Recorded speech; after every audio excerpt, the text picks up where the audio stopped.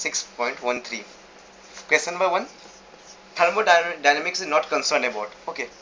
The first law of thermodynamics, it deals with energy change that takes place. The second law deals with entropy.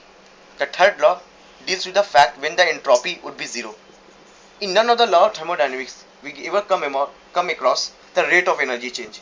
So this is totally from which thermodynamics refrain from, the rate of energy change.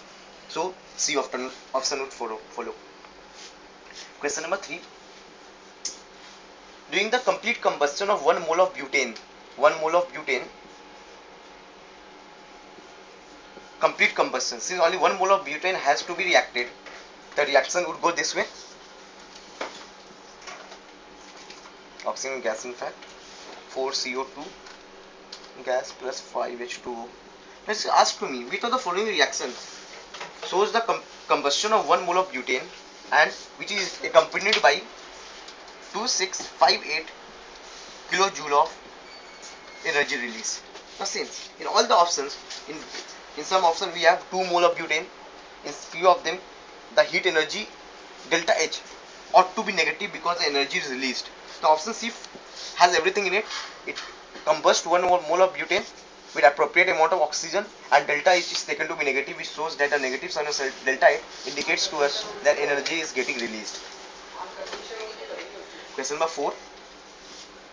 For an adiabatic process, no transfer of heat takes place. Okay, something which we all know. Choose the correct option. Delta U is equal to Q plus W. As we all know, for adiabatic process, Q is equal to 0.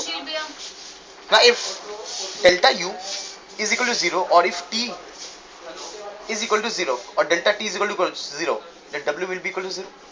So, for adiabatic process, Q equal to 0, delta T is equal to 0 and W is equal to 0. Because if delta T will be equal to 0, then of course delta U will be equal to 0. Then it will convert the work to be equal to 0. Okay. Question number 6. The entropy change is equal to Q reversible upon T. Now, if water freezes in a glass beaker, water getting freezed, choose the correct statement. See, water getting freezed is a spontaneous process. It occurs in nature.